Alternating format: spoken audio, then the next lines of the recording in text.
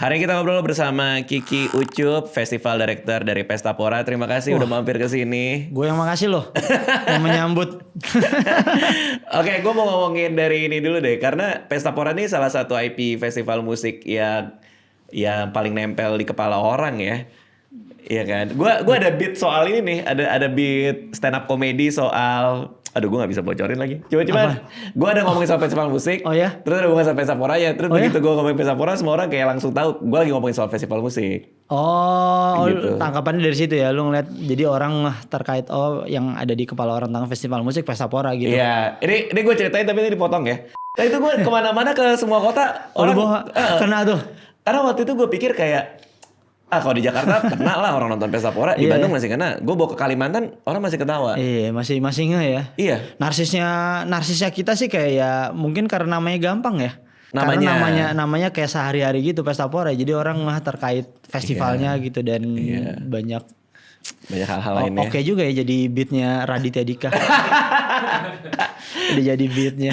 Oke, nah gue udah pernah dengar interview soal dari mana lo nemu nama Pestapora ya, tapi gue mau agak mundur ke belakang lagi nih.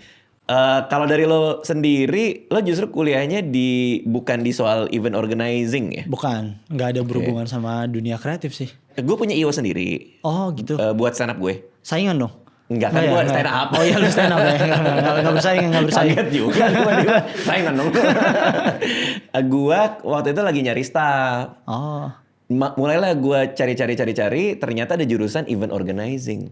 Oh iya betul. Ada ya? Di kuliah. Di- Apa ya? MICE ya namanya? MICE. Iya namanya MICE ya. Ternyata ada bro. Wah gue ngubek-ngubek tuh orang-orang lulusan MICE apa segala macam. Nah, sedangkan lu nggak dari situ bahkan ya. Betul. Lu dari mana jurusannya? Gua jurusan yang paling dibutuhin di semua karir ya. Jadi gue emang visioner orangnya. Jadi akuntansi. Akuntansi. Betul, semua perusahaan butuh dicatat keuangannya. Butuh dan tidak ada kreativitas di situ ya.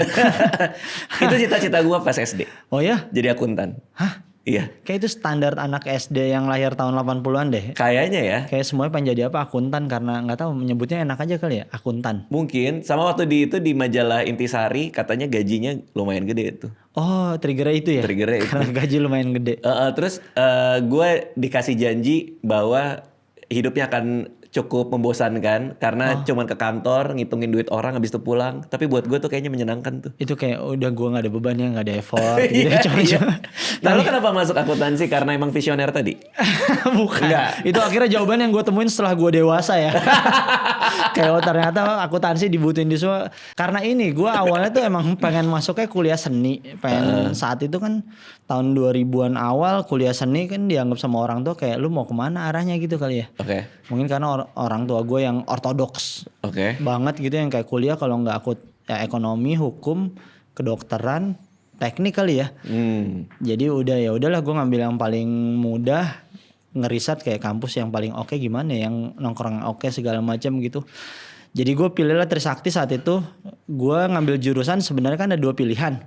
Yang pertama tuh pilihan gue adalah seni rupa, desain, DKV, desain visual. Kedua akuntansi. Wah gue serius tuh ngejawab tes yang seni rupanya, yang akuntansinya gue jawabnya asal-asalan. Keterima di akuntansi. DKP-nya gak keterima? Enggak keterima. Oh, wow. Berarti ternyata yang gue anggap gue seriusin malah nggak diterima nih gitu. Jadi kayak gue emang nggak bakat kali kok di situ ya. Akhirnya udah ke akuntansi gue jalanin, malah menemukan karir di situ. Karir di akuntansi? Maksudnya gue menemukan teman di situ yang akhirnya membawa gue ke karir gue sekarang. Oke. Siapa temannya dan bagaimana caranya jadi bawa ke sini? Jadi gue di Trisakti itu gue menemukan komunitas yang akhirnya gue mulai terbuka tentang musik ya. Gue menemukan ketertarikan yang sama dengan beberapa teman gue. Salah satu teman kampus gue yang akhirnya ngajak gue kerja buat di event musik ini adalah si Ferry Dermawan. Itu temen gue satu jurusan. Ferry Dermawan itu yang bikin Joyland Festival. Oh Joyland. Iya. Yang di Bali ya waktu itu ya? Di Bali dan di Jakarta. Kita sama satu jurusan, satu kelas. 2009 dia ngajak gue bantuin dia bikin event lah.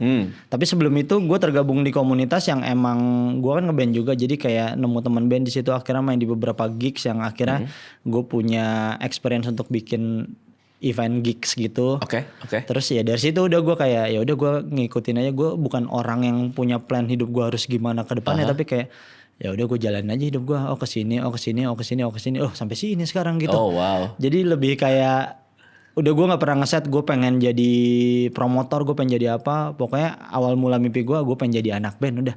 Oke. Ternyata orang yang kerja di balik layar adalah orang yang tadinya bercita-cita di depan layar tapi gagal. Itu lo banyak ngeliat tuh ya.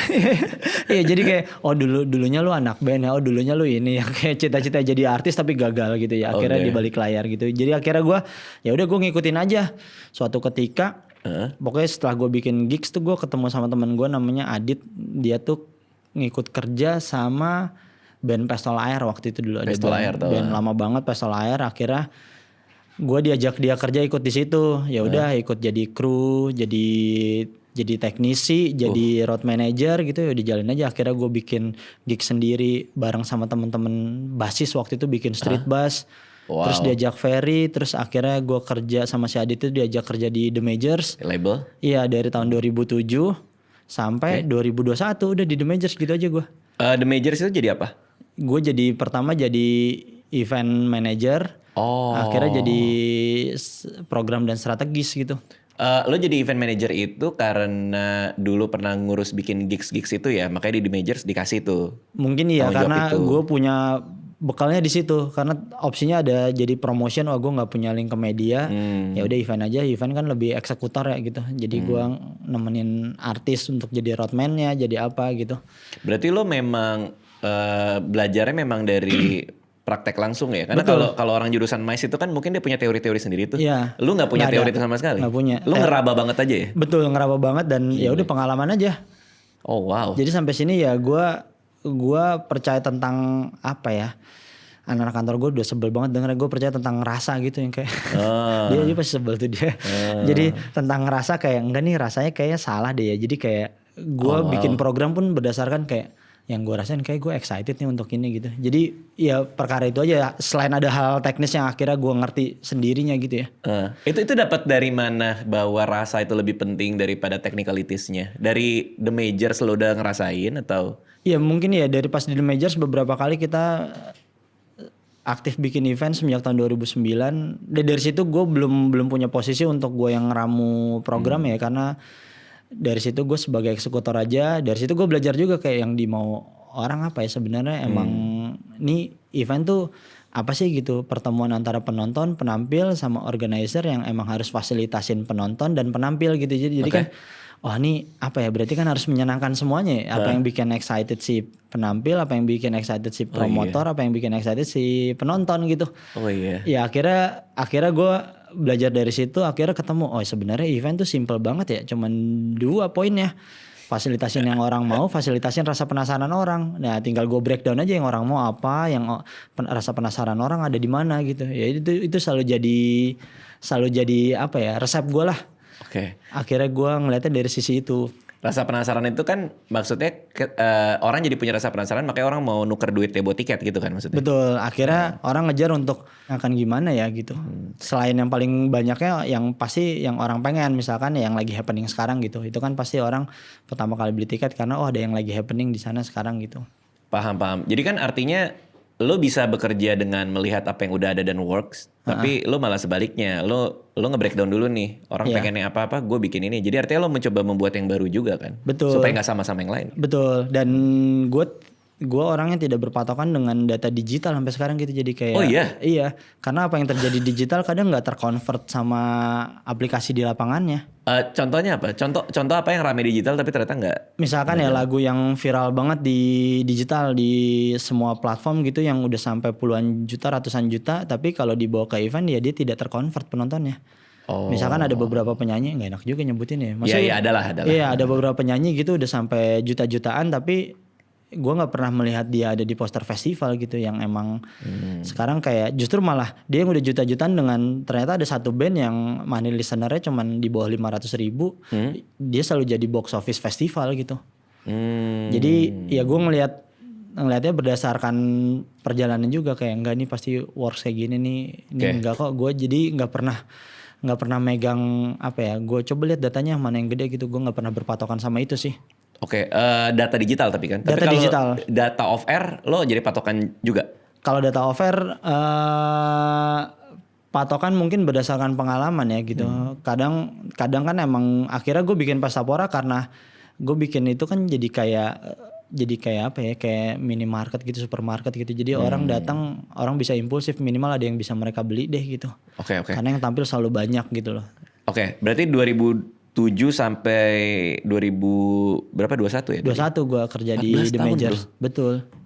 Gile. Betul, lama kan? Lama. Loyal gue loh, setia gue. Orang tuh biasanya kalau udah kerja udah 14 tahun, berarti kan pasti udah nyaman anyway kan. Betul. Di titik mana lo ngerasa kayak gue mau bikin sendiri deh gitu? Pasti ada satu kejadian, ada satu insiden yang bikin lo kayak Tak. Yes. apa tuh Nggak ya, keputusan? mungkin ya udah saatnya kali ya, udah saatnya kayak gue ngerasa udah emang apa ya, bukan gak sejalan sih, lebih kayak ya udah waktunya gue mau nyoba untuk kayak berlayar sendiri gitu. Oke. Untuk mau nyoba berlayar sendiri, dan gue mau coba bikin diri gue balik ke rasa gak nyaman lagi gitu loh, untuk kayak ayo lu mesti ngerunning perusahaan nih yang biasa gue kerja, sekarang gue ngerunning perusahaan. Mau nge-challenge diri gue di situlah dengan beberapa hal yang emang gue udah punya bayangannya, gue mau bikin ini yang tidak realisasikan di tempat gue sebelumnya gitu. Kayak ya udah, akhirnya gue nge-challenge diri gue untuk kayak wah bisa nggak ya, tapi coba deh nekat aja. Akhirnya dikasih jalannya gitu. Umur berapa waktu itu pas cabut itu? 2021 berarti 35 ya. 35 ya. 35 lo start over ya. 35 lo kayak gue mulai lagi nih baru nih. Enggak 35, 33. Ya segituan segituan lah. Iya, gue mulai baru untuk gile. Ya untuk kayak bisa nih kayak gue berlayar gitu. Ya dengan modal apa yang udah pernah gue jalanin juga ya. Oke. Nah, lo cabut, lo bikin perusahaan sendiri, si bos kreator itu ya. Iya. Bos kreator langsung Pestapora kah IP-nya? Belum. Oh, belum. Iya, bikin namanya aja ngasal itu, mau bikin apa? Gue mau jadi bos sama jadi kreator, bos kreator. Ternyata begitu. Ternyata itu. Gue mau jadi bos, gue mau jadi kreator. Bos kreator namanya udah gampang banget. 2020 bikin, sebenarnya gue bikin itu karena gue sering beberapa kali jalan sama salah satu perusahaan gitu, yang emang gue pribadi terus yang ngejalanin, tapi lebih ke IO sama production artistik gitulah. Oke. Jadi gue bikin itu saat itu untuk ini udah ada kerjaan yang bisa gue jalanin, lebih ke IO yang buat production booth, ya production booth, production artistik dan lain-lain gitulah. Jadi gue nggak bikin event malah saat itu kepikiran. Jadi gue ngejalan itu, terus dapat kerjaan dari si perusahaan tembakau itu. Lo vendor lah istilahnya. Iya, jadi vendor, ngejalanin beberapa titik gitu ya. Fokusnya di situ karena justru malah gue tidak fokus untuk membuat inisiasi event buat festival lagi gitu. Baru terfikirkan tuh di 2022 bulan Maret itu. Gila bro, masih baru berarti ya, 4 tahun ya. Betul, jadi 2020 gue udah bikin, tapi fokus ke IO itu 2022 akhirnya rencana bikin festival berarti 2 tahunan kan, karena apesnya gue mulai 2020 jalan 2 bulan kan negara api menyerang ya. Covid, nah itu dikasih challenge banget karena nggak dapet project, jalanin event segini. Saat itu kan gue mengandalkannya loan kan, personal loan gitu segala macam gitu. Ngutang lah ya, ngutang ke bank segala macam. Kan udah ngambil ya, berarti kan udah mesti dibalikin, sedangkan eventnya malah nggak jadi berjalan. Jadi gimana nih ngebalikinnya gitu kan, uangnya udah keluar gitu. Kayak ya udah akhirnya ya di pandemi bikin beberapa konser online, mungkin itu yang akhirnya nge-trigger kayak ini kayaknya beberapa konser online yang kita bikin pas pandemi kita off airin kali ya gitu pas udah bisa gitu. Ya akhirnya kepikiran bikin festival lagi kali ya gitu. Jadi karena kepepet tuh ya sebenarnya ya. Bener. Ya kan? Apa konser online yang pernah lo buat? Konser online yang waktu itu gue buat pandemi tuh yang Dewa 19 X Pamungkas. Gue lihat sih, tahu masa gue tahu. Nah itu gue yang bikin, anjay. Positioning bro, positioning. Dewa 19 X Pamungkas sama Tulus. Sorry, bukan. Yang 2 episode pertama itu Pamungkas Erwin Gutawa sama Tulus Erwin Gutawa.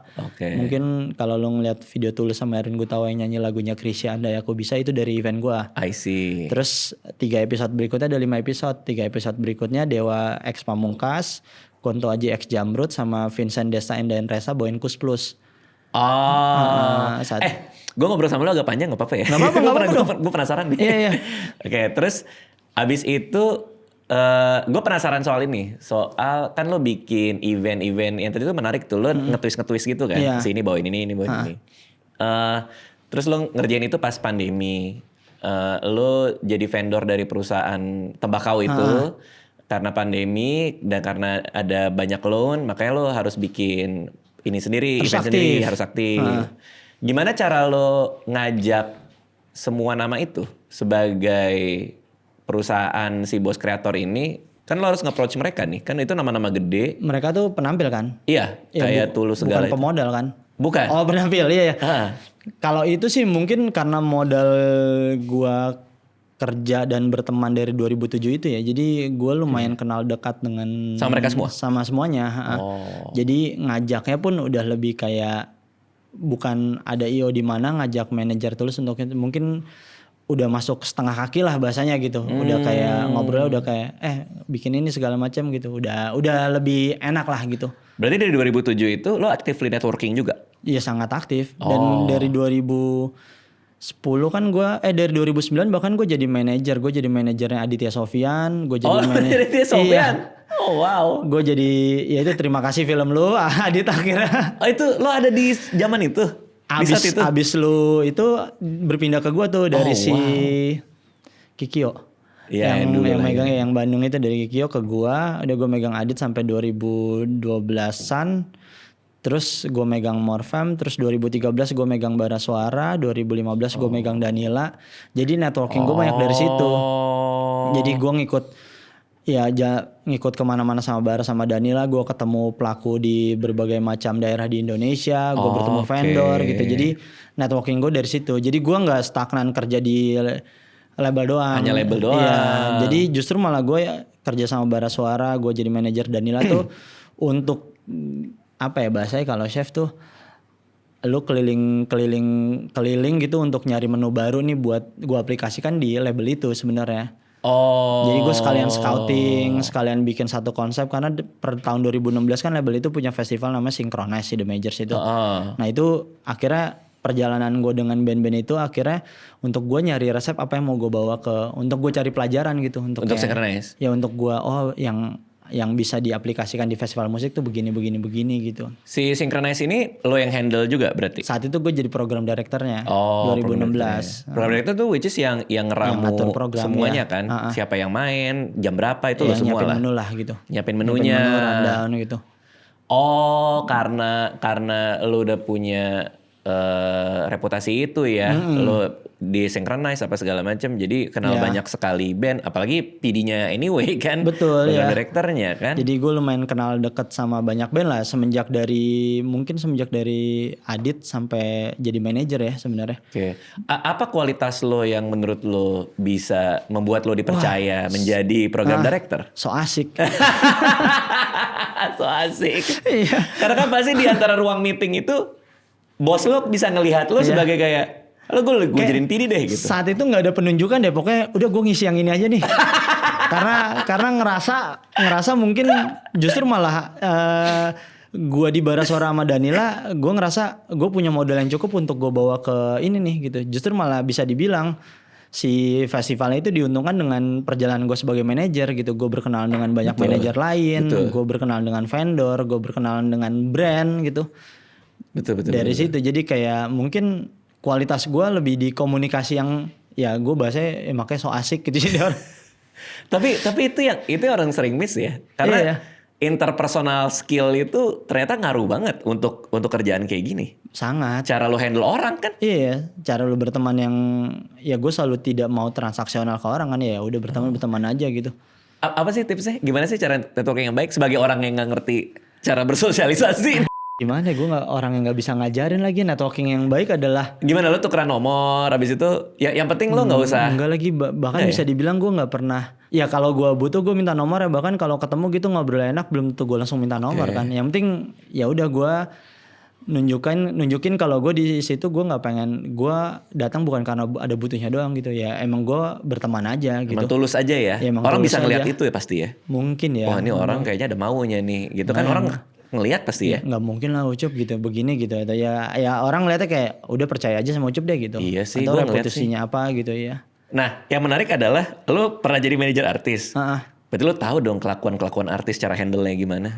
Betul. Jadi lu bayangin nggak pas gua di Synchronize itu dan gua nge-DJ anyway. Jadi gua punya posisi sebagai point of view gua sebagai penampil, sebagai manajer dan sebagai pembuat acara dan sebagai penonton juga. Jadi emang harusnya gue bisa ngeramu itu ya. Jadi gua cara nge-handle artis di festival sih bisa dibilang semua bertanya ini lu artis banyak banget gimana nge-handle ya? Enggak, gue generalisir aja semuanya. Jadi nggak ada tuh yang terkait ridersnya yang spesifik gitu. Kalau berhubungan teknikal gue fasilitasin, tapi kalau berhubungan non teknikal udah lu gue kasih fasilitas yang sama dan itu emang privilege lah bisa dibilang ya kayak ya udah. Karena lo berteman.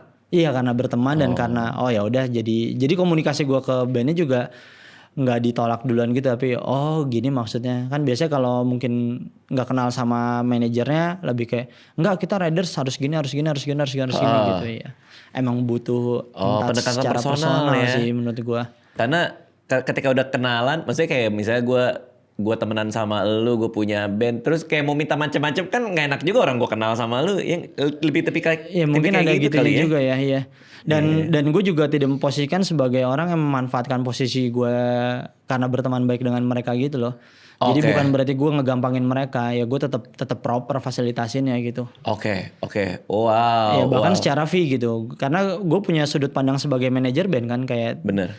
Kalau fee bawah banget, wah gajinya gimana nih itu produksinya kan udah segini, jadi gue punya point of view itu gitu. Oh wow, itu yang ngebuat lo komplit banget sih sebenarnya sih. Komplit, mantep banget dibilang komplit sama Iya dong kan lo dari apa sih mantap. Dengar itu Aldi Taher. Karena aspek ini yang menarik kan. Iya. Tapi yang gue penasaran kenapa lo nggak keluar dari The Majors sebagai program director Synchronize, kenapa nggak langsung bikin festival? Kenapa lo harus jadi vendor dari perusahaan-perusahaan itu? Apa itu buat cash flow aja dulu karena udah ada yang ini? Mungkin saat itu gue lebih kayak gue nggak mau bikin sesuatu yang emang compete sama tempat lama gue lah ya gitu. Ada non compete klausulnya kah? Kontrak nggak ada. Emang etika aja. Emang gue aja. Gue cuman itu makanya dari 2021 gue Agustus kayaknya deh. Itu juga gue bikin kepikiran tuh setelah gue bantuin Joyland. Jadi Joyland kan Maret akhir 2022 Maret lah gitu. Pas udah bisa dibikin di Bali. Pas abis Joyland gitu gue pas bulan puasa. Bikin festival lagi kali ya gitu. Bikin deh gitu. Beneran gue nyiapinnya seminggu kali tuh. Bikin deh gue pengen bikin festival. Mungkin udah gue ceritain di banyak pas. Gue pengen bikin festival namanya Pesta Pora.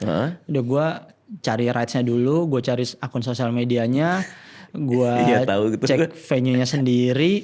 Gue cek venue-nya, gue kontakin artisnya. Mungkin karena privilege, jadi artisnya gue kontak ada 58 nama saat itu. Pertama sama sekali satu pun belum ada yang gue DP. Jadi gue announce dulu ya gitu. Gue bikin Pesta Pora. Minggu pertama gue siapin semuanya. Minggu kedua gue announce. Minggu ketiga jualan langsung target 15.000 tiket per harinya. Udah laku pas jualan pertama langsung 17.500 kayak baru serius gue jalan. Kayak wah mesti serius nih gitu kayak. Oke. Pertama ini rights-nya. Berarti dari sudut pandang lo memang harus diamanin ya hakinya ya. Kalau nggak kan bermasalah ya nanti ya. Betul ya, kita nggak tahu ke depannya gimana, tapi mendingan amanin di awal deh sebelum jalan gitu kan. Lu punya surat-surat segala macam gitu. Kalau nggak salah ada apa gitu ya, yang akun IG ya? Akun Instagram yang akhirnya gue beli sama orang itu ada, kayaknya Dura orang Indonesia, terus dia antara pindah di Australia atau di UK deh gitu.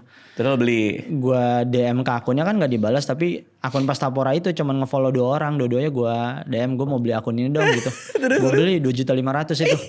Followersnya masih ratusan doang. Oh wow. Karena gue nggak pengen namanya @pestapora_fest atau @pestapora_id, gue pengen @pestapora gitu. Keren. Lo DM 2 orang yang dia follow? Iya, dan ternyata itu KKD. Iya, dia usaha clothing dulunya kayaknya. Iya, terus lo transaksi itu? Iya, transaksi. Karena dia udah nggak di sini juga. Terus ngargain 2.500.000, mahal juga ya gue bilang. Tapi ya udah karena gue butuh, gue bilang gue beli aja gitu. Mahal karena waktu itu kan nggak kebayang. Betul. Pesta Pora mau jadi apa kan? Waktu itu kan cuma lo keep aja kan? Iya betul, kan? Karena bikin gue pengen itu aja. Cuman menurut gue saat itu pas udah gue mau bayar, ntar dulu mas nih kayak kita lupa nih passwordnya apa gitu. Ya Allah kan sebel ya kalau lupa password jadi nggak bisa kan, jadi ya elah gitu. Akhirnya bisa, ya udah baru mulai gerak deh tuh. Bahkan terkait Kivi juga segala macam directionnya mungkin bahkan bos kreator aja nggak tahu tuh gue lagi nyiapin apa. Pokoknya gue datang kantor, gue mau bikin ini segala macam nih, kayak visualnya ini yang bikin ini, yang tampil udah ini kayak wah mungkin di internal gitu waktu itu kita baru masih berlima kantor, satu orang finance, satu orang desain, gue bertiga sama partner gue. Iya ya udah langsung kayak ya udah announcement. Venue belum dibayar. Gila. Saat itu artis belum dibayar. Siapin ticketing system sama loket itu juga karena temen kayak gue mau bikin ini langsung jualan. Si Faki. Ke Mas Bagus waktu itu. Langsung ke Mas Bagus, mantap. Iya. Nah baru dari situ gue kayak belajar juga. Oh gue mungkin saat itu pergerakan Pestapora sama sponsor lebih enak karena gue datang langsung bawa data konkret ya. Bukan angan-angan, bukan kayak ini target gue segini tapi ini gue udah laku segini. Bro tapi itu a very big bet ya. Benar-benar pertaruhan yang luar biasa loh itu. Betul karena gue saat itu aja gue nggak tahu nih uangnya dari mana nanti ya begitu ngejalanin. Gila. Berarti lo memang lo jualan tiket. Nah uang tiket itu yang nanti lo puter buat operasional kan. Ya, itu kan harapannya kan gitu kan. Betul. Gila. Tapi saat itu juga kita nyari pemodal karena udah ngitung RAB dikit. Cuman akhirnya tadi target kita paling laku 5.000 tiket nih gitu, 17.500. Akhirnya kita jadi kayak yang tadi kita nyari ke 10 orang gitu. 2 orang aja cukup nih karena bisa muterin dari si tiket ini udah segini gitu. Iyalah. Gue ngerasa lu sangat excited banget untuk bikin event ini karena dari pertama nemu nama sampai bikinnya cuma berapa hari itu tadi itu kan semua orang kaget kan karena lu nyimpan sendiri kan. Betul. Itu menurut gue pertanda bahwa lu ngerasa ini sesuatu yang sangat menyenangkan dan exciting kan. Itu di drive dari apa? Dari namanya kah? Namanya itu menurut lo kayak ini nama bikin gue bergairah nih Pestapora ini atau eventnya? Enggak, karena mungkin excitement gue untuk bikin festival lagi kali ya.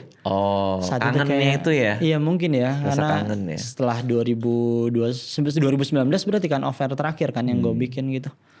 Ya udah rasa kangen itu sama penasarannya kalau bikin sendiri gimana ya gitu. Ya itu kenapa gue ngejar namanya Pestapora biar ya secara psikologis biar orang gak usah mikir banyak lu mau bikin apa sih. Ya udah lu dari namanya aja juga lu harus sudah punya bayangan ya sebenarnya Pestapora akan akan Pestapora di sana. Nah, gimana cara lo lo membedakan diferensiasikan dari Joyland, Synchronize, terus lo mau keluar dengan Pestapora. Gimana cara lo mau nge-grab attention semua orang dengan ngasih lihat bahwa ini beda lah, ini fresh lah, apalah. Ya mungkin gue sih akhirnya saat itu gue nggak ngejar nyari bedanya apa ya gitu. Akhirnya gue ngelakuin apa? Udah yang gue lakuin adalah masifnya aja gitu. Masifnya kayak pokoknya ini yang tampil banyak, kalau nggak usah pusing dari 10 yang lo mau 8-nya ada di Pestapora nih pasti gitu. Itu yang mau gue coba sampein. Jadi gue nggak ngejar apa yang membedakan ini dengan yang lain, nggak usah dicari bedanya, justru malah ya kasih semua. Apa yang gue kasih aja gitu. Karena kalau sama Joyland kan karena Joyland ada international artis. Kalau Synchronize mungkin dia banyak mainin special show kan sekarang setelah pandemi gitu. Pestapora ya SDD saja. Jadi gue nggak pernah mau ngerepotin penampilnya akan seperti apa gitu. Mungkin gue baru ngerepotin penampil tuh 2025 kemarin tuh yang terkait konsepnya mereka saling membawakan. Iya itu keren banget sih. Ini bawain ini dan itu works banget sih. Itu gila sih. Lo ngasih ada kebaruan ya. Iya. Di acara itu ya. Betul dan apa yang gue mau jalanin adalah itu. Kunci gue mau nyari biar si penampilnya excited lagi buat ke festivalnya. Penontonnya juga punya imajinasi akan gimana. Di kita juga akan gimana ya gitu. Iya lo dapat idenya gara-gara lo mau nyari 3 hal itu baru dapat ide kayak gue matchingin aja kali gitu. Iya kayak apa yang bikin mereka excited lagi karena kan band satu nih udah main di semua festival ya, apa yang bikin mereka excited ya gitu kayak coba ya saling tukar bawain gitu. Itu mungkin bagian dari privilege gue juga kali ya karena gue bisa ngobrol sama bandnya enak atau sama playernya atau sama artisnya enak, jadi gue pengen kayak gini deh, bayangannya kayak gini. Yang bener loh Cup, seru sih gitu. Jadi kayak komunikasinya lebih enak gitu. Jadi nggak ada antipati duluan gitu. Iya. Jadi ada kesulitan nggak kemarin tuh pas soal tukar-tukar lagu itu? Enggak sih. Enggak ya. Sebenarnya gue juga nggak terlalu intervensi gimana. Pokoknya lu full 45 menit bawain lagunya band ini ya. Mau konsepnya gimana gue terserahin sama lu deh. Lagunya apa juga gue terserahin sama mereka gitu. Berarti Pestapora ini yang tanggal 25 sampai 27 September ini yang ketiga Atau Penyelenggaraan kelima. udah kelima ternyata. 2022, 2023, 2024, 2025, 2026. Oh wow. Ini berarti Pesta Pora yang kelima. Betul. Tanggal 25 sampai 27 September nanti 2026. Betul. Tiket udah bisa dibeli? Udah. Udah bisa dibeli di mana? Di loket.com. Di loket.com Pesta Pora cari aja gitu Iya, ya. kita udah jual dari tanggal 1 Januari kemarin. Karena Pesta Pora biasanya kita selalu jual tiket tuh di hari ketiga Pesta Pora. Misalkan 2026, hari ketiga Pesta Pora 2025 biasanya kita udah jualan. Oh. Cuman kemarin kan ada satu dan lain hal gitu, ada yang drama terkait sponsorship. Iya. Jadi kita lay low dulu sampai akhirnya kita coba ngetes deh tanggal 1 Januari jual tiket. Wih, sold out 5.000 tiket. Jadi kayak oh, ternyata orang masih percaya ya, masih trust lah gitu dengan Sebelumnya lo ada keraguan itu kali ya? Karena kan kemarin sempat ada soal sponsor apa. Mungkin kayaknya nggak bijak aja deh kalau langsung hari ketiga kita jualan tiket buat tahun depannya. Kayaknya kalau Paham. kayak tone deaf banget gitu. Iya paham. Enggak, maksudnya keraguan buat yang 1 Januari jangan-jangan penonton berkurang nih gitu. Sempat ada kayak gitu juga. Karena ya? ada ya itu buat ngetes juga nih, masih percaya nggak ya orang akan ada kayak ntar dulu deh, nunggu dulu sponsornya apa, penampilan apa. Ternyata ya secara data gitu yang terjadi, alhamdulillah ya. Nah, itu bikin gue makin jadi kayak punya excitement lagi gitu. Iya ya, makin seru lagi. Betul. Oke. Nah, yang kemarin tuh karena kan gue bikin event juga tuh pas lu bikin Pesta Pora yang sebelumnya. Terus gue sempat wait and see karena kan waktu itu situasi negara juga lagi gak bagus tuh. Demo, betul. Gue tuh nungguin lu sebenarnya. Ya kayaknya banyak event nungguin Pesta Pora berjalan apa enggak nih gitu. Karena beneran seminggu setelah demo itu kan. Iya. Nah, lu sepusing apa sih sebenarnya? Nggak bisa di tim lo langsung ketawa-ketawa lagi. Nggak bisa diutarakan sebenarnya kalau stres banget ya pasti ya lu ya. Pusing sih saat itu karena gue juga wait and see ini akan gimana ya. Sedangkan gue nggak punya opsi untuk berpindah tanggal. Karena sangkut pautnya banyak kan sama jadwal penampil, sama venue, sama dan saat itu pas saat demo besar itu kita udah loading. Oh wow. Dan lo pasti dikejar penampil kan? Gimana? Iya betul. Cuman saat itu ya wait and see dulu ya, banyak penampil yang nanya gitu, banyak penampil mungkin yang akhirnya mungkin aman gak nih kalau kita ke Jakarta yang dari luar Jakarta gitu. Ya kita wait and see sampai akhirnya hari Senin atau Selasa yang kita announce, kita coba ngejawab kan saat itu kan orang nih kalau Pesta Pora sampai malam apakah aman gitu. Oke, di situ ada pertanyaannya di situ. Jadi kita coba ngejawab hal-hal gimana cara bikin orang datang ke Pesta Pora tapi nyaman gitu. Tapi kalau arahan dari pemberi izin sih mereka nggak ada isu untuk Pesta Pora nggak boleh terselenggara tuh nggak ada. Justru malah mereka bukan menyarankan ya, mendukung untuk tetap terselenggara gitu. Biar membuktikan kalau aman kok gitu ya. Iya, ini udah aman kok gitu atau apa gitu. Jadi kayak akhirnya kita ngejawab biar penontonnya nyaman tuh. Ya udah kita coba kali ya bikin dari pagi gitu. Kita mulai dari pagi aja sampai dari jam 8 pagi sampai jam 10 malam selesai gitu. Ya keputusan itu gue ambil karena gue ngeliat ini kali alasannya tahun ini gue dikasih jadwal long weekend. Karena Jumatnya kan tanggal merah ya. Kayak alasan gue dikasih long weekend kayaknya gue harus buat keputusan ini deh gitu. Jadi kayak gue coba mencari harus cari jawaban apa ya. Gue nyari ini kali ya gue dikasih long weekend untuk gue ngambil keputusan ini dari pagi gitu. Tapi lo emang hoki sih. Begitu lo tahu Jumat merah tuh, ini tuh ternyata ya. Soalnya kalau Jumatnya kerja kan lo pusing juga tuh. Lo naiknya orang protes pasti udah beli tiket kan. Iya. Jadi itu makanya gue yakin banget ini arahan dari sang pencipta. Gue dikasih jadwal ini untuk gue bikin dari pagi. Dan ternyata pas kita announce Pesta Pora dimulai dari pagi, orang malah makin excited. Iya. Tapi sebelum kita announce kita udah mitigasi sama penampil tuh, kita ajak online meeting semuanya, kita kasih tahu plannya akan seperti apa sama sponsor, kita kasih tahu plannya akan seperti apa. Bahkan ada beberapa sponsor yang akhirnya nggak jadi ikutan karena arahan dari perusahaannya nggak boleh ngelakuin kegiatan lah gitu di tengah itu. Ya udah baru kita announce. Wih, orang malah makin excited. Tiket kita tuh lumayan. Wah, dari pagi nih gue jadi bisa bawa anak, gue jadi bisa bawa istri, bawa pasangan gitu. Jujur gue jadi pengen dateng sih waktu itu.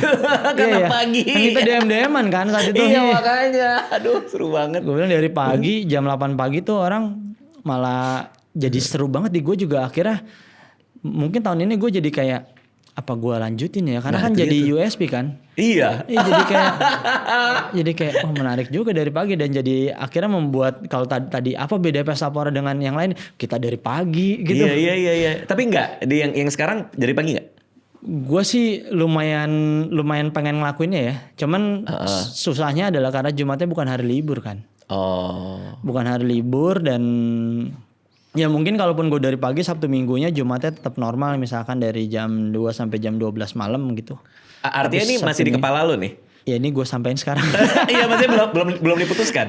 belum diputusan. Bahkan ke internal juga belum gitu. Gue kayak cuman kayak akan gue putusin sih. Cuman gue tuh masih ragunya karena dari jam 11 sampai jam 3 kan itu mantep banget ya mataharinya ya. Iya. Iya, gue isi pakai apa ya karena kalau pakai penampil kasihan yang nonton. Sedangkan sampai sekarang gue sama sekali gue mencari pawang yang bisa nggak bikin teduh aja. Jadi jangan ngusir awan tapi bikin teduh. Iya.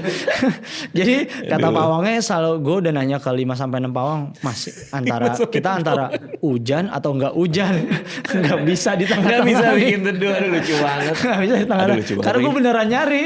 Oh wow. Sampai gue posting ada enggak sih pawang yang bisa bikin teduh? Itu bukan bercanda, gue beneran nyari. Oh wow. Kirain ada tekniknya gitu kan.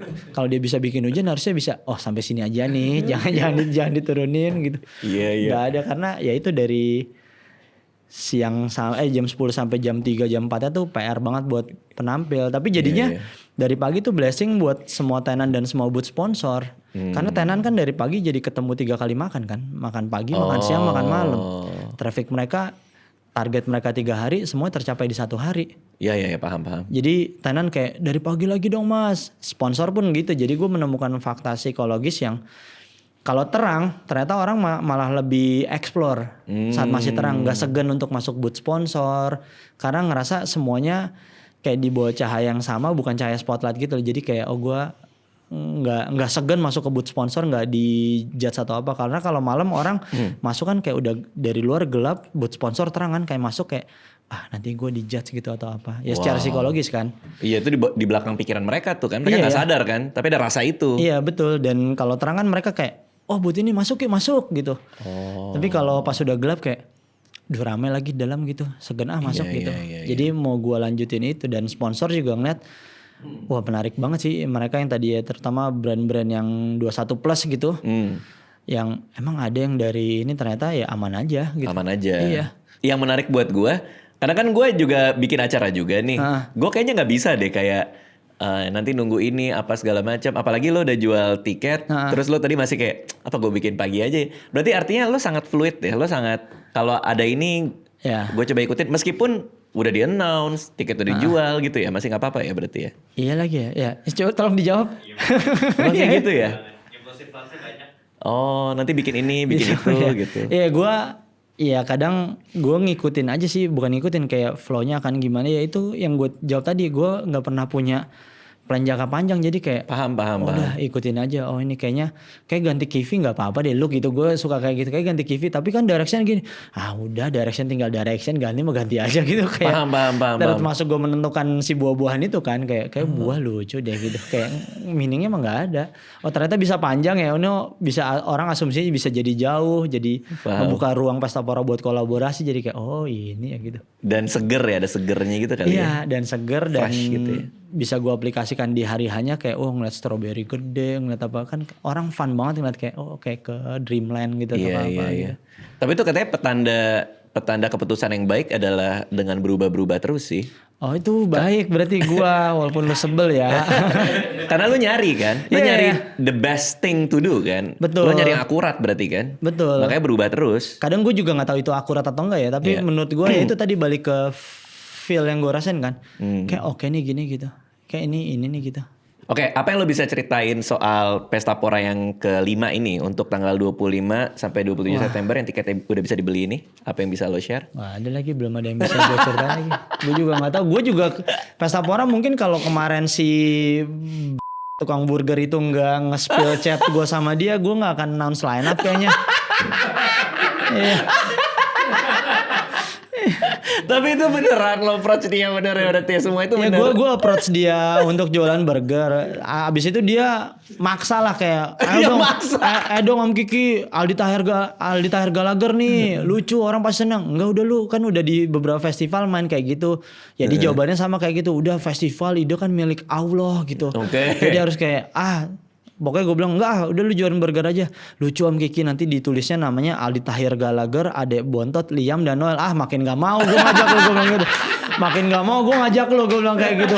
Bawa Oasis. Terus suatu pagi dia kayak, emang yang main siapa aja setahun ini? Ya gue coba jawab versi dia kan, kayak yang main tahun ini di Pesta Pora, dagingnya lembut, Juicy Lucy, mahal ini Rizky Febian gitu. Gue jawab aja kayak dia, gue jawab beberapa agak panjang gitu. Ya udah, screen cap sama dia diposting. Tapi kan screen capnya ada tambahan dia tuh, Aldi Tahir Gallagher, ada Bontot, Liam dan Noel. Padahal yang gue tulis di situ kan kayak jawaban dia ada Juicy Lucy, ada Rizky Febian, itu kan gak ada di Pesta Pora, di line up kita belum ada kayak. Gue bilang, ya posting lagi. Akhirnya gue kayak udah daripada gue minta dia take down percuma gitu. Mending gue riding aja deh gitu. Kayak udah gue riding aja. Akhirnya ke pick up media secara organik juga. Ya udahlah kita announce line up juga aja deh. Dan itu gue langsung nelfon siapa ya line up, ya udah gue telepon aja ya kayak itu terjadilah itu yang akhirnya gue rilis line up itu. Oh wow, semua gara-gara Aldi Tahir. Ternyata. Si Brengkes itu. Ternyata. Gue jadi kayak wah gila, gue kira itu kan harusnya dia paham ya sebagai manusia normal, ini konfidensial gitu. Nah itu kan lainnya itu sebagai manusia normal. Jualan burgernya dia posting ya nggak apa-apa deh gitu, ya udah oke itu. Tapi kalau lain kayaknya ini harusnya konfidensial sih gue bilang kayak gitu. Oke, ada ini nggak, ada yang baru-baru lagi nggak? Belum tahu ya? Belum sih, gue belum tahu. Gue mungkin kalau untuk ditanya gue mau bikin apa sampai sekarang bisa dibilang gue belum menemukan lagi gue mau bikin apa. Mungkin kayak gue masih mencoba apa ya, deal dengan apa yang terjadi tahun lalu ini, kayak ya itu mungkin gue masih nyari excitementnya atau apa gitu ya, secara nggak langsung kayak tapi bikin apa ya selain tahun lalu kayak udah mentok deh tuker-tukeran lagu. Kalau gue bikin tuker-tukeran lagu lagi udah kayak udah nggak seru lagi gitu. Terus ya gue belum menemukan siapa yang menarik. Karena memang Pesta Pora sebenarnya nggak pernah menyajikan konsep khusus ya, baru tahun lalu aja kita ada konsep yang tuker-tukeran. Tahun ini kayaknya kalau ditanya, wah Pesta Pora kan selalu punya surprise segala macam gitu. Wah tahun ini surprise-nya adalah nggak ada surprise. Surprise gitu. Surprise nggak ada. Surprise nggak ada apa-apa, lurus-lurus saja gitu. Paham. Mungkin kadang harus dibawa ke baseline dulu, buat nanti kalau lo tahun depan bikin lagi, baru lo refresh lagi ada surprise apa, kan bisa jadi gitu juga kan. Mungkin ya, excitement gue jadi di luar Pesta Pora, gue kayak pengen bikin ini di Pesta Pora. Gue kayak udah ini aja dulu, bikin apa line up, kayak udahlah ini kayak belum gue kayak gue bahkan sama sekali nggak ngejar, bahkan sampai bulan puasa tuh belum ada line up yang gue kontak sama sekali buat Pesta Pora 2026 sama sekali. Oke. Kemarin cukup menyulitkan ya dan sangat challenging ya buat lu ya. Betul. Dari mulai perubahan jadwal sampai ada persoalan sponsor. Apa karena itu juga kah? Enggak juga. Mungkin kali ya, mungkin kayak tahun lalu tuh kayak apa ya, bikin apa exhaust. Kecapean lah, exhausted lah, draining ya. Dragging banget, kayak gue udah wah capek banget kebayang ya kayak tahun lalu gitu. Kebayang Jadi kayak lagi. Gue kebayang banget lagi. Itu begitu. Karena kan gue meskipun skala gue kan kecil banget ya, tapi gue ngerasain 1-2 komen dari penonton aja yang ngerasa kok ini nggak ada, kok ini apa, itu buat kita kepikiran. Karena kan apalagi lu begitu ya orangnya ya. Iya. Yang ke-trigger sama komen ya. Iya, lebih ke lu udah bayar, gue harus kasih yang bagus. Oh iya, gitu. betul. Lebih kayak yang kayak gitu lah. Ini gue kebayang lu ganti jadwal tuh pasti ribet banget kan. Belum lagi soal sponsor dan lain-lain. Coba ketika udah selesai nih Pesta Pora yang kemarin day 3 kelar. Lu ngapain lu? Gue masih lu nangis kah? Lu ya kalau teriak kah? Gue nangis kan terjadi di Pesta Poranya lah ya. Beberapa kejadian ya nangis terharu karena support, dan nangis kayak mencoba mencari tahu ini apa ya gitu. Karena kan ya Pesta Pora tahun lalu kan dari pagi, jadi gue mesti cepet banget ngambil keputusan kan, bangun tidur tiba-tiba langsung wah apa nih. Sedangkan udah open gate jam 8 pagi kan. Iya. Terus kayak ini mesti gimana ya, mesti apa segala macam gitu, kayak ya udah akhirnya gue lebih kayak oke, gue apa nih yang mau gue lakuin, ini udah gue nyamperin yang ada di situ, gue ngobrol dengan band yang masih ada isu tapi udah di venue gitu ya. Gue coba menjelaskan, kita coba ngobrol gitu. Dan ya setelah selesai hari ketiga tuh lebih kayak bahkan kayak apa ya, kayak udah nih gitu, kayak apa ya kemarin ya gitu. Jadi mungkin kayak bahasa lainnya ya gue justru malah ada apa sisi nggak enak sama internal gue, dalam artian kayak kita jadi nggak bisa, bahasa tanda kutipnya, selebrasikan apa yang kita berhasil nih 2025, tapi udah deh gitu kayak. Ya justru malah gue mencari apa yang bisa nge-trigger gue untuk kayak wah paham sih atau apa gitu. Gue abis pesta pora hari ketiga gitu, kayak besokannya yang gue lakuin hari Senin adalah kayak gue ke rumahnya Rhoma Irama deh. Kayak gue kesana aja deh, ngobrol aja sama dia, nggak tahu ngobrol apa. Pokoknya gue bilang istri gue mau ke rumah Pak Haji ya gitu, ke studio Pak Haji. Udah gue ngobrol aja berdua kayak Aki sama cucu gitu. Dia di halaman belakangnya, udah gue tiduran gitu sambil ngobrol aja sama dia, nggak tahu ngobrol dia apa. Dia nggak kaget, Rhoma Irama nggak kayak agendanya apa nih gitu nggak? Enggak, dia sama gue udah lumayan dekat lah. Jadi kayak tapi bukan sedekat yang kayak kemarin juga. Gue lebih kayak Bang Haji gue ke sana ya gitu. Ya udah sini aja Sup gitu. Ya udah duduk aja situ di belakang halamannya, ngobrol aja ya, cerita aja. Dia kayak, lu ketemu orang yang tepat Sup. Gua dibully, dihujat dari tahun 78, kata dia kayak gitu. Jadi banyak yang gue keluar lah ayat-ayat kayak jadi kayak tenang juga jadinya gitu. Akhirnya mungkin bisa dibilang selama 2 minggu tuh gue ke studio Rhoma Irama terus tuh bolak-balik. Kayak situ aja duduk aja. Bahkan gak ngobrol, kayak di situ tiduran. Lu mau nginep sini gak Sup gitu kata dia. Enggak lah, udah gue tidur aja sini gitu, dikasih rebus-rebusan sama dia, kukus-kukusan gitu ya, kayak jadi kayak cucu di rumah Irama. Jadi kayak cucu ke rumah kakeknya gitu loh, kayak udah mau main ngapain itu di situ aja, karena gue ngerasa gue ngerasa tenang ya di situ. Udah gue di situ aja. Jadi kalau mau ketemu gue, anak kantor gue, kesana aja. Iya.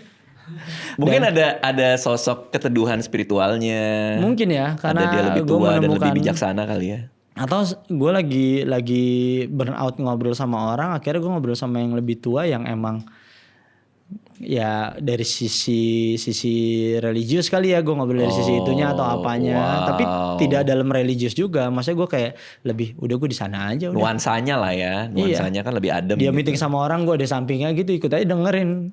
Gitu, kayak emang ya udah ikut aja. Bahkan dia ada orang meeting cuman dia nggak ada sangkut pautnya, dia cuma mendamaikan orang satu sama orang satu bermasalah nih terkait uang-uangan. Dua-duanya fansnya Rhoma Irama. Jadi emang dia ada di situ buat nengahin aja. Soalnya dia nggak ada urusannya sama itunya. Dia nggak ada urusannya sama permasalahannya. Cuman dia nih mesti Pak Haji yang damain. Jadi ada di situ dah, gue kayak ngapain nih dia kayak itu kan nggak ada. Dia kan yang ini punya urusan uang sama yang ini. Yang ini bermasalah dengan uang yang dia urus dari sini. Dan dia nengahinnya gimana? Ke Rhoma Irama lah dia nengahin. Rhoma Irama nggak ada hubungannya nih sama uangnya. Nggak ada hubungannya sama uang keduanya gitu, kayak wah mantap juga. Tapi gue jadi kayak lucu juga ya. Jadi gue kayak menemukan hal-hal yang kayak wah menarik ya gitu. Kapan pada akhirnya lo ngerasa cukup dari Rhoma Irama? Pada momen apa lo ngerasa saatnya gue pergi dari sini? Gue udah mesti kerja lagi nih. Gue udah mesti kerja lagi karena gue beneran saat itu gue beneran off banget. Gue megang handphone yang emang isi cuman istri gue doang yang tahu nomor itu sama beberapa temen dekat lah. Udah gue megang itu. Handphone gue tuh dari bis pesta pora kayak sebulan setelah kayak udah gue diemin aja udah. Iya. Gue diemin, bahkan nggak gue buka gitu. Jadi pas gue buka kan akhirnya gue ke kantor gitu, ke partner gue, ayo taruhan berapa chat nih gitu. Segini nggak ada yang nebak, banyak banget sih kayak. Bayang lagi. Wah panas lagi, udah ganti handphone aja langsung. Jadi nggak ada yang gue bacain tuh chatnya, kan langsung gue ganti handphone aja. Gila. Tapi ya ini excitement yang baru lah ya, Pesta Pora yang tanggal 25 sampai 27 September ini. Betul. Line up-nya sudah bisa dilihat juga atas berkat bantuan Aldi Taher. Itu makasih juga, dia yang buat gue akhirnya excited lagi ya untuk menuju Pesta Pora ya. Terakhir gue mau bacain pertanyaan dari member ya. Member YouTube Raditya Dika. Morpheus, to the point aja. Aldi Taher manggung nanti dijadiin headliner Pesta Pora nggak? Gue malah pengennya dia ada di poster tapi dia nggak ada di jadwal. Jadi udah. Bagus Jadi bro. gue manggung di mana Om Kiki? Nggak usah, udah lu sini aja. Tapi ada di ini. Ada di poster. Ada di Pokoknya, poster. kok gue nggak manggung? Ya emang nggak mau. Gue nggak mau manggung gitu. Kayak gue kayak oke juga nih, kayak dia kan bakal nekat kan, kayak udah gue nyanyi di sini aja gitu. Terserah dia deh. Pokoknya Itu ide bagus tahu. fokusnya dia jualan burger ya. Lu Iya, lu di bener-bener. booth burger, lu jualan burger ya udah nggak apa-apa, lu nyanyi di situ. Oke. Terus dari Acan, di era ekonomi kayak gini, gimana cara bikin konser musik tetap menguntungkan? Tuh gimana tuh soal Menguntungkan duit itu nih? adalah satu hal ya. Kuncinya menyenangkan dulu ya kali ya. Oke, jadi duit tuh urusan nanti justru. Ini gua nggak punya cara menjelaskan ya, tapi menurut gua selagi lu seneng ngejalaninnya pasti kerasa kok di orang-orang juga kayak akhirnya antusias untuk menuju ya, dan itu pasti secara nggak langsung akan berdampak baik terhadap penjualan tiket ya kan, karena Oke. menurut gua kayak wah nih fun nih segala macam. Tapi kalau nguntungin sebenarnya nggak semua festival, tapi alhamdulillah Pesta Pora tuh mungkin udah punya di posisi yang tadi lu sempat bilang ya, Top of mind ya. top of mind orang terkait festival musik gitu ya, Pesta Pora gitu. Beberapa orang konten kalau ngomongin kemarin Coachella rame, beberapa bikin konten festival musik, kalau ke Indonesia ya ke Rivernya ke Pesta Pora gitu. Iya. Udah jadi itu tuh, udah jadi top Iya. of mind, udah enak tuh ya. Dan ya satu lagi bukan cara gue yang gue tuju adalah gimana cara Pesta Pora udah masuk ke brand plan kan. Jadi beberapa brand yang masuk di Pesta Pora emang mereka ikut terus gitu loh dari tahun pertama sampai terakhir gitu. Jadi akhirnya mereka udah masukin Pesta Pora dalam brand plan-nya mereka. Jadi kita bisa dibilang udah di posisi aman kalau ya beberapa sponsor yang ikut dari tahun pertama ikut terus kok gitu. Karena Iya, mereka paham. menjadikan Pesta Pora sebagai rangkaian activity tahunannya mereka gitu. Apakah eventnya belum dilakukan pun atau tiket belum dijual, udah BEP dari sponsor dan lain-lain? Kalau ngomongin BEP mungkin udah ada revenue, tapi kalau BEP kadang ya itu tadi fluid tadi, bisa jadi RAB yang kita set segini karena gua ngerasa tambahin deh, jadi akhirnya mesti ekstra Nambah-nambah. nyari sponsor lagi atau apa gitu. Karena BM lu itu ya. Iya, dengan itu juga dan gue kan posisinya selalu pengen ngefasilitasin yang proper buat ke penampil gitu loh, yang kayak Paham. nggak pengen, karena gue tahu posisi sebagai manajer band yang kayak dibayar ini kayak nggak enak aja. Bandnya misalkan kita bayar dia ngasih harga temen banget deh gitu, tapi sampai venue yang nonton rame, sponsor banyak, kan kita yang nggak enak ya jadinya. Ngerti. Oke, dia juga nanya di tengah persaingan bisnis event dan konser yang sekarang banyak banget, gimana cara Pesta Pora selalu yakin dengan selling point-nya? Ya tadi itu ya, dengan bikin itu bersenang-senang aja ya, Iya. selama lo fun mah. Masifnya, dan kita ngefasilitasin ya Pesta Pora ruang inklusif gitu loh. Banyak komunitas yang kita bawa di Pesta Pora untuk showcasing ya, termasuk Stand Up Indo, Vindes, itu keren sih. Podcast Mas, Magna Talk segala macem. Jadi sense of belongingnya bukan di internal Pesta Pora doang, tapi banyak yang ngerasa ayo nih mesti bareng-bareng di situ gitu. Bahkan kita sampai bawa ada Indonesian Idol kok di situ. Jadi kita buka audisi Idol di Pesta Pora. Oh wow. Jadi bahkan finalis Idol tahun ini tuh ada mayoritas didapatnya dari Pesta Pora. Oke. Karena kayak ngerasa ada Idol bisa ikutan, yang tadinya orang ikutan Idol kayak nyarinya kemana, tapi karena di Pesta Pora pada iseng ikutan Idol bisa sampai finalis gitu. Iya. Gue ngerasa ide-ide lo tuh fresh banget sih. Tapi seberapa banyak porsi kebaruan inovasi itu datang dari lo dibandingkan dari tim? Apa mayoritas masih lo yang ngedrive atau tim udah mulai kayak wah ini liar juga nih ide lo gitu? Coba jawab lo Ki. Ada lah ya kalau lagi meeting mah ada Kalau aja ya. sebenarnya gue ngebuka ruang juga buat yang buat tim gue untuk kayak punya apa. Kadang emang vetonya tetap di gue. Kadang gue berpatokan kayak ini oke nih ide, tapi kayak bukan buat tahun ini deh gitu. Bukan buat ini, kayak coba tahun ini dulu deh gitu. Ya mungkin dominannya masih dari keputusan gue kali Masih ya. lo Tapi lah kalau ide dari internal sih selalu ada gitu, sidang-sidangnya gitu. Ini ada 2 pertanyaan yang kayaknya berhubungan nih. Dari Cecut sama Cubo. Ada dampak gak dari kontroversi tahun kemarin? Lalu apa yang kira-kira lu lakuin sebagai pelajaran dari yang kemarin itu? Nah ini masih nyambung sama dia. Terus hubungannya Bang Ucup sama band yang kemarin walk out. Apakah diundang lagi apa enggak? Ya, kalau pelajaran dari kemarin sih pasti ada ya. Jadi kan ya kami dari tahun ke tahun selalu ada pelajaran yang kami dapetin kan. Ya apa yang terjadi tahun kemarin udah bisa kita pastikan kita tidak akan mengulangi hal yang terjadi tahun lalu lah gitu. Terkait sponsorship, terkait sensitivitas terhadap penampil gitu. Akhirnya kita lebih detail ke penampil juga gitu. Ya kita butuh informasi di depan juga yang detail terkait. Sponsor lu apa gitu maksudnya? Bahkan sebaliknya lu ada concern kalau sponsornya apa gitu. Karena patokan gue kan rider saja kan sebenarnya. Oh kalau ya sekarang akhirnya lebih gue tanya di depan gitu. Ya sekarang akhirnya dampaknya ya pelajarannya ada, dampaknya kita jadi lebih detail dan penampil juga jadinya lebih ngobrol menanyakan terkait itu gitu. Ada bahkan mungkin yang emang ya udah kita aman aja kok apa aja gitu.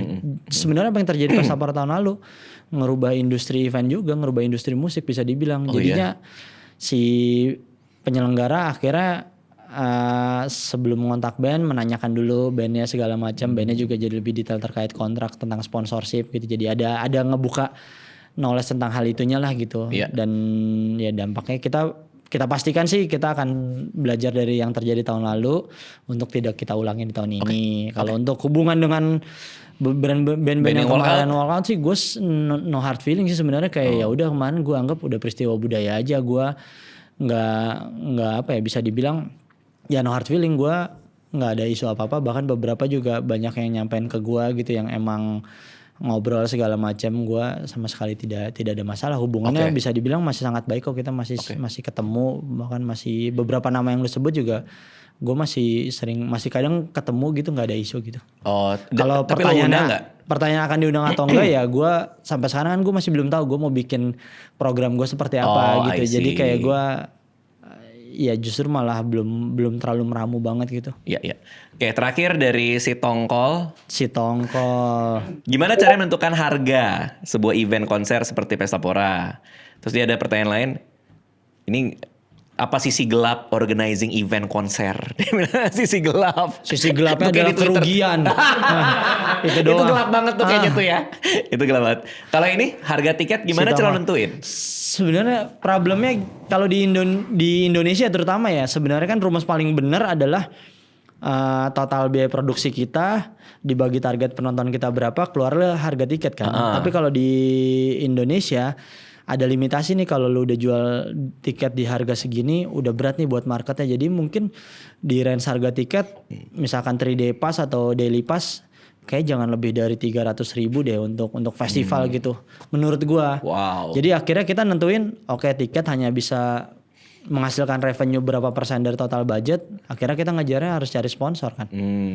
Seperti itu. Jadinya ya menentukan harga tiket akhirnya gue ngeliat ini sih, kayak spending orang untuk senang-senang itu dia ngeluarin berapa sih per bulan ya. Gue coba mencari riset gembel gue sendiri, kayak kalau di Jakarta mungkin spending mereka untuk per bulan senang-senang di range 500.000 sampai 700-an lah ya, buat yang kita generalisir semua kelas rata-rata gitu. Kalau di luar kota per bulannya mungkin di 100.000 sampai di 250.000 lah untuk spending mereka untuk senang-senang. Jadi ya ngejual harga tiket mesti mikirin dari situ juga.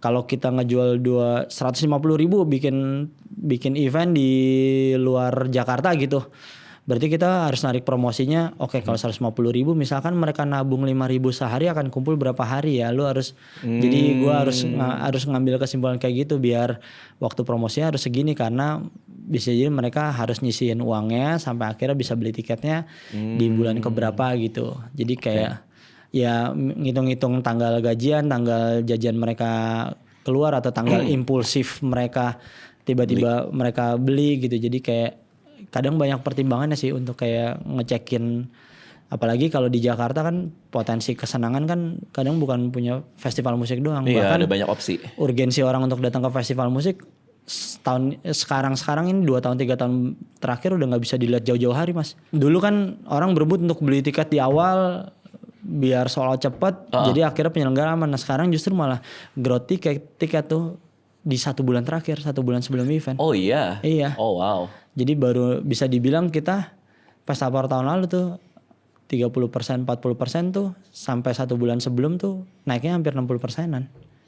Oh, ini beda behavior ya dibanding Beda sebelum-sebelumnya? dibanding sebelum-sebelumnya. Sebelum-sebelumnya tuh kita Di depan. kayak di 6 bulan sebelum atau 10 bulan sebelum udah 80% tiket laku biasanya. Istilahnya jual santai lah gitu ya. Kalau Iya, sekarang ya. sekarang akhirnya kayak sekarang nih, sales tiketnya sekarang agak melambat nih. Ya akhirnya gue nggak terlalu panik dalam artian kayak di 2 bulan terakhir pasti akan ke boosting lagi nih gitu. Orang baru menentukan segala macam. Apalagi perbedaan tiket dari jual early bird sampai normal price itu bisa dibilang bedanya nggak jauh.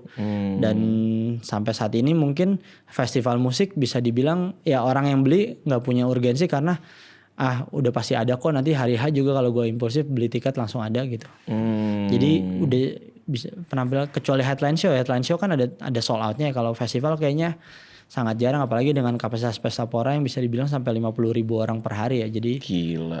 orang kayak udahlah santai aja nanti juga tetap dapat kok beli hari H gitu. Paling beda 100.000 200.000 gitu atau beda 100.000 150.000 atau kalau nggak ada di calo pasti ada kok gitu atau. Oke. Kalau okupansinya berapa persen dari kapasitas biasanya untuk event seperti Pesta Pora? Kalau untuk penonton ya dari total kapasitas venue tuh sebenarnya 50 ribuan kita range tiket tuh di 35.000 sampai 40.000 mentok banget deh gitu. Dan itu biasanya hit segitu. Tahun lalu bahkan di hari kedua kita tuh sampai 42.000 karena kita kayak masih bisa nih kayak dibuka. Tahun lalu tuh anomalinya adalah tiket sales terbanyak kita sepanjang penyelenggaraan Pesta Pora. Dengan semua huru hara lu itu. Iya ya. Gila ya. Tiket sales terbanyak kita. Wow ya. Iya jadi dan paling banyak penontonnya yang hari kedua itu di 42 ribuan sekian lah gitu. Gila. Makanya lu nggak mau main di Pesta Pora? Mau aja sih. Cuma gue tur mulu weekend. Ya ini kan masih jauh ya bisa lah 26. Siap. Turnya ke Kemayoran. Nah. Oke, teman-teman bisa beli tiketnya di loket.com untuk Pesta Pora tanggal 25 sampai 27 September. Good luck buat Ucup, good luck buat semua tim. Thank you udah mampir ke sini. Makasih.